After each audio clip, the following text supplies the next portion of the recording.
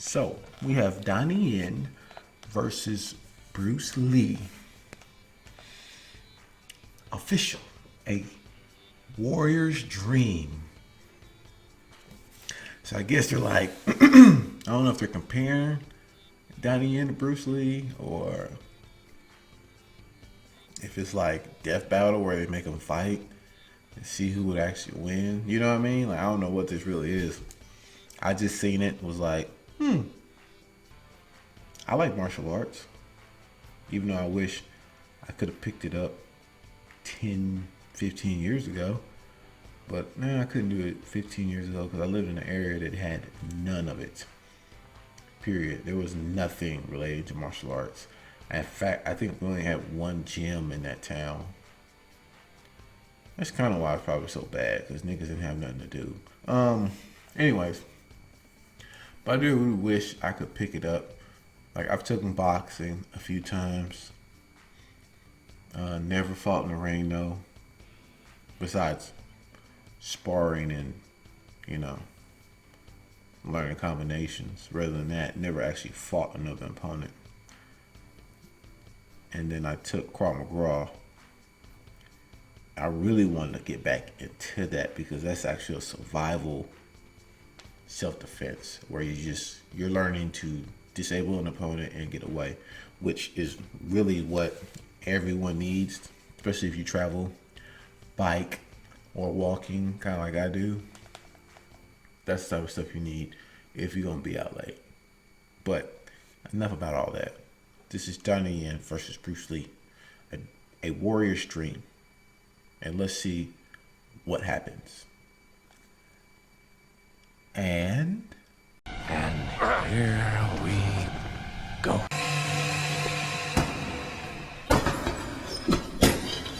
That's animated.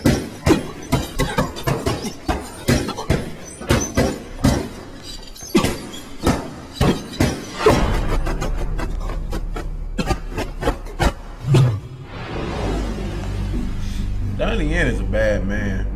He getting older now, but I watched a little thing on playing when he got started. He is a bad dude. There it goes. Triple kick.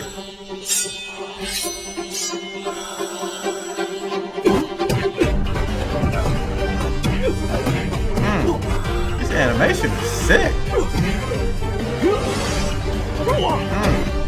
That kick you put on him in Blade 2.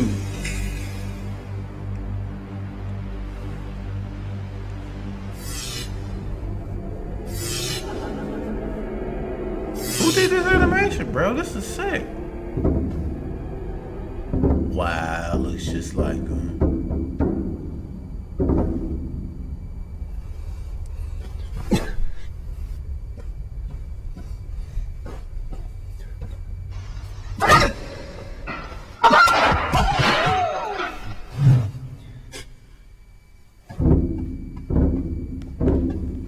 There you go.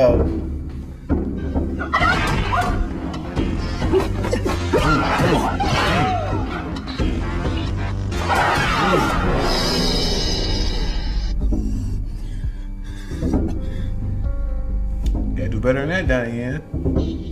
That man was exceptionally fast. Like the exception to speak of.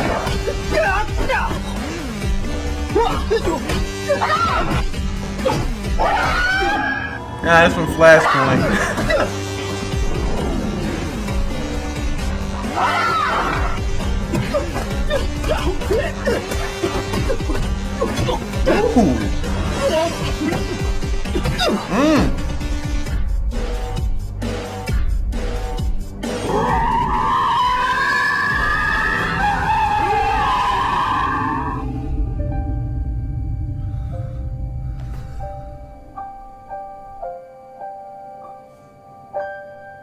Aww. Big ups to whoever made this.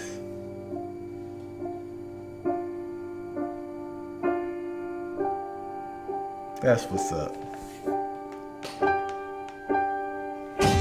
Hey man, you wanna contact me? Cause your animations skills are kind of on point. Yeah, bro, he did everything by himself. Bro did everything by himself. Anyways, Donnie Yen versus Bruce Lee. Let me tell you something. You can never, ever, ever, ever, ever, ever compare someone who is no longer among the living to someone who is.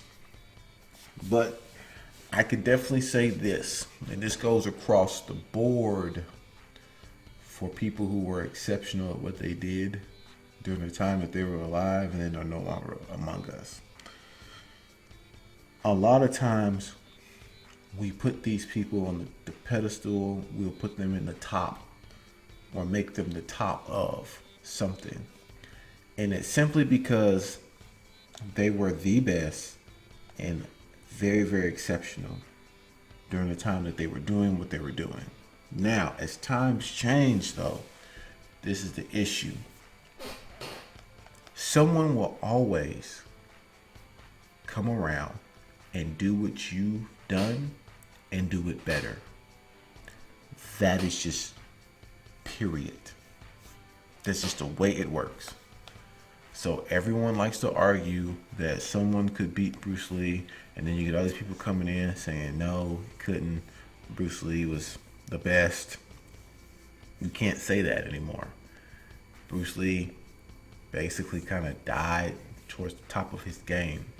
And he did some very, very amazing things during the time that he was up there. But I guarantee you right now, if you go watch videos of people who've probably mimicked what he's done it to a much, much bigger extreme than him, because that's what happens.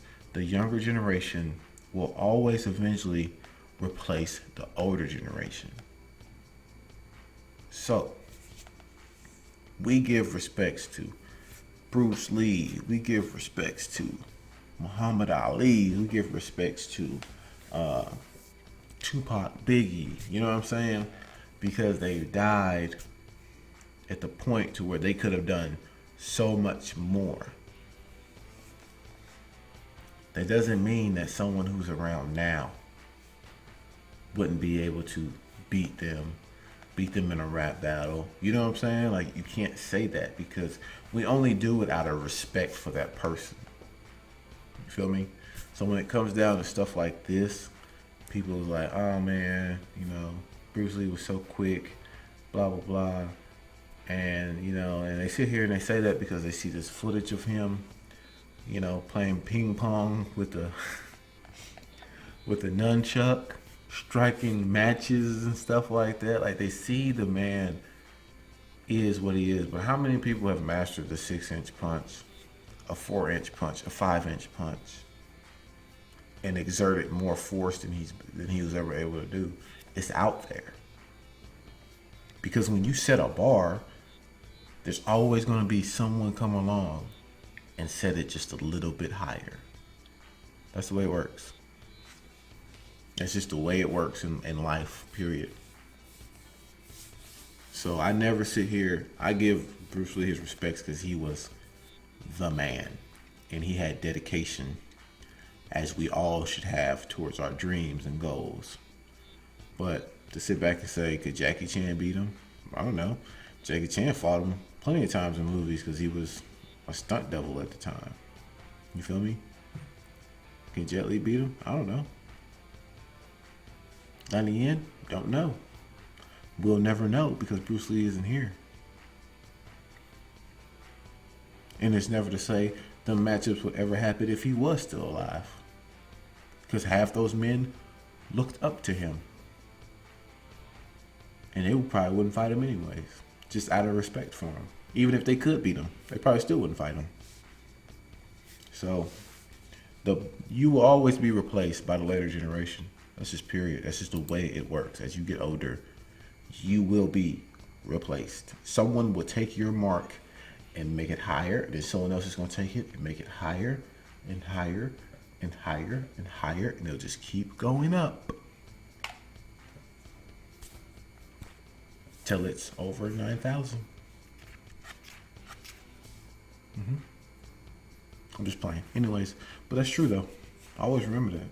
If you think you're the tightest, you think you're the best, blah, blah, blah, you can take all the exceptional music artists we have today.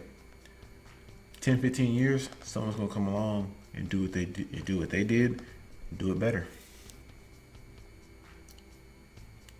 That's the way it works. It has to happen that way. People need to have people who set those markers and set those standards so other people can have something to strive and try to achieve. That's going to do it for this video. And I'm Dixon.